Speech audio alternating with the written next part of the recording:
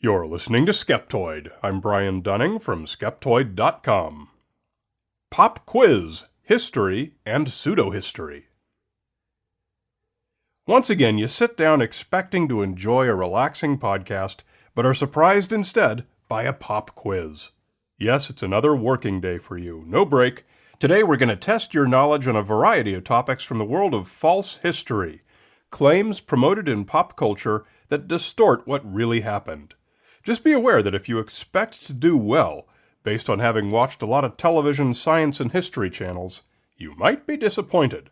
So without further ado, let's get started. Number 1. The Illuminati. The most famous secret society that called themselves the Illuminati was founded in Bavaria in the late 1700s, largely in opposition to the dictatorial power of the Catholic Church. The founder, Adam Weishaupt, was which of the following in private life?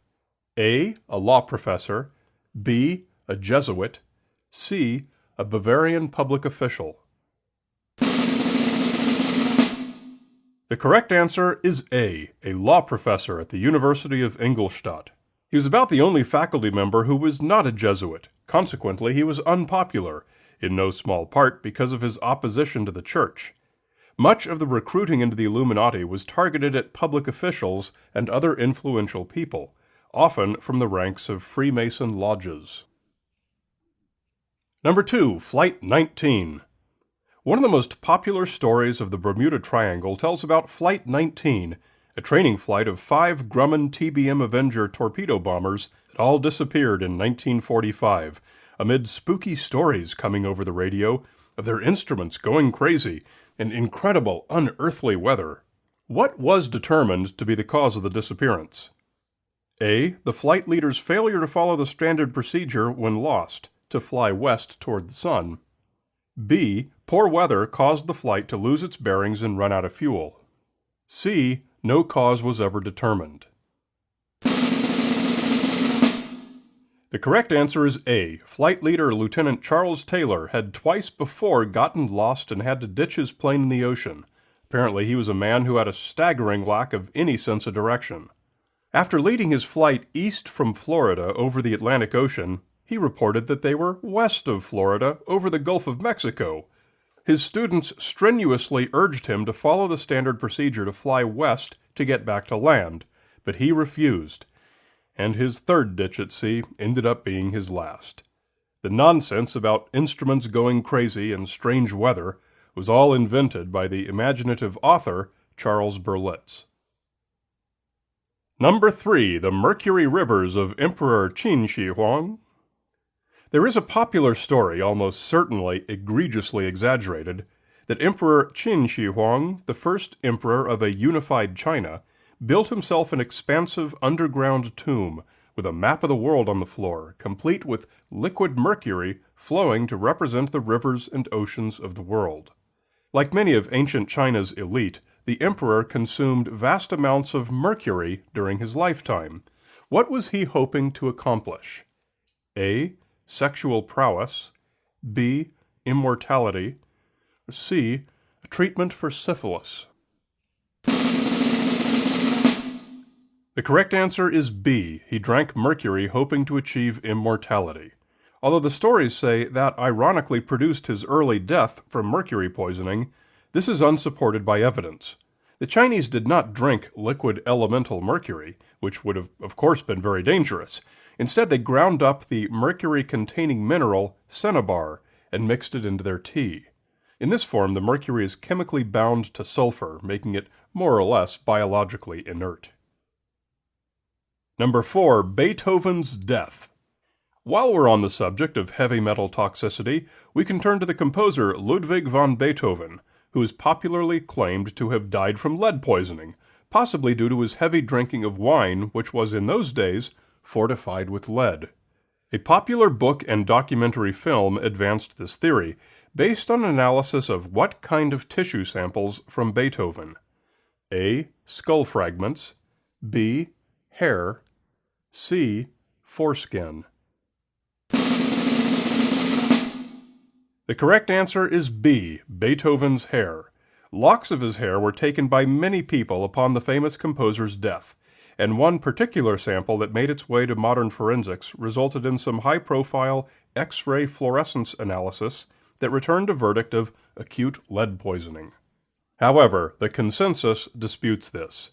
Beethoven exhibited few symptoms consistent with lead poisoning, and his drinking was not outside the standards of the day. Lead eagerly binds to the keratin in hair, and it's virtually impossible to tell forensically whether lead contamination was systemic from the body or extraneous from the environment.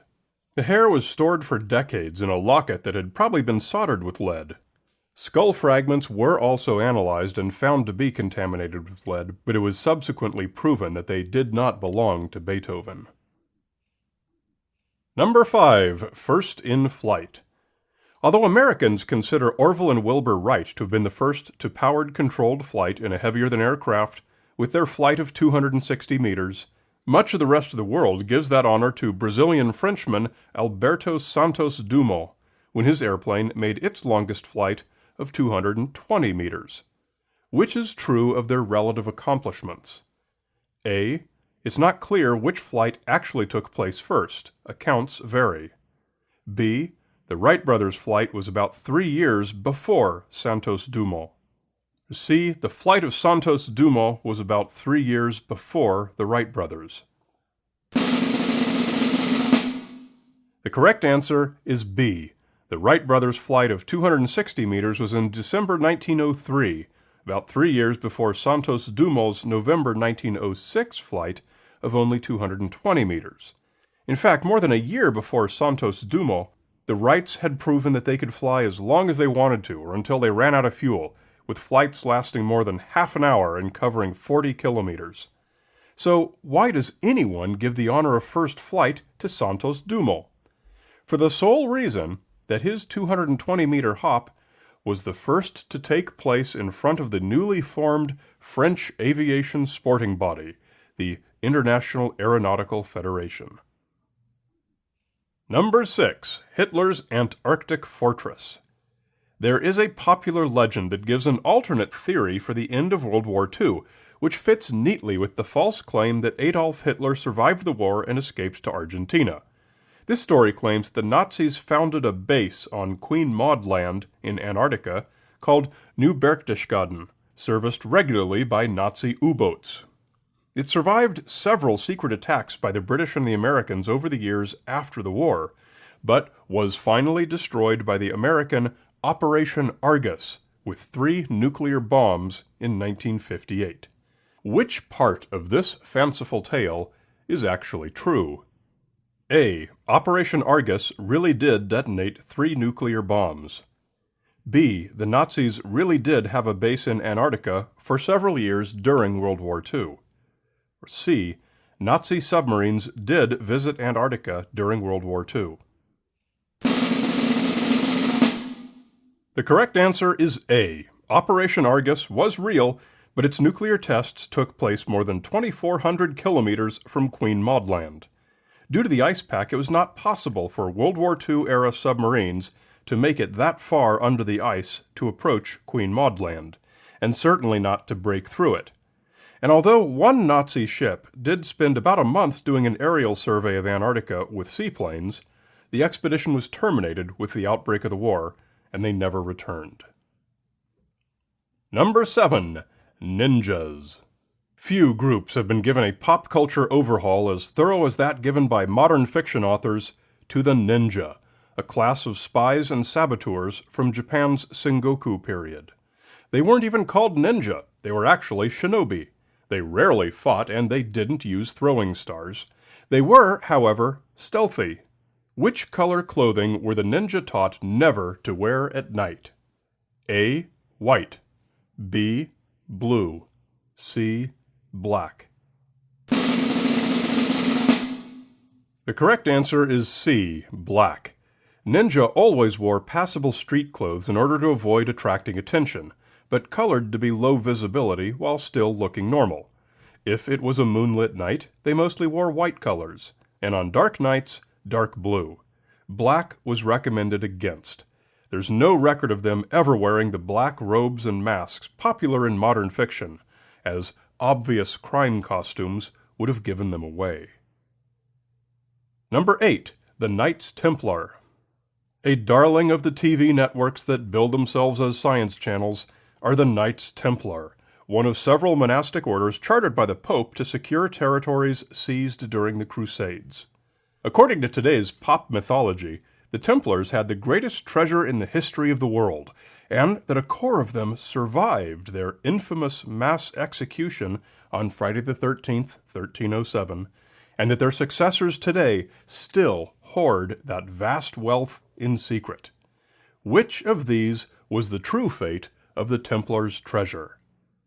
A. The fate of the Templars' wealth remains a mystery. B. The Templars' wealth moved with them when they dissolved to join other orders. C. There never was any particularly great Templar wealth. The correct answer is B. The order on Friday the 13th resulted in no immediate executions, but in many arrests, though almost all Templars were soon released on the condition that they either retire or merge into other orders. They had several years in which to do so before their order was formally dissolved, and during that time frame, those that were indeed actively engaged in lending and other financial pursuits had ample time to safely merge their assets with those of the orders they joined. There's never been a record of any sizable treasure that went missing or was unaccounted for. Number 9. 1970s global cooling. A common theme we hear today among those who reject the scientific consensus that humans burning fossil fuels are responsible for global warming is that scientists in the 1970s thought we were headed for another ice age. So if they were wrong then they're just as likely to be wrong now.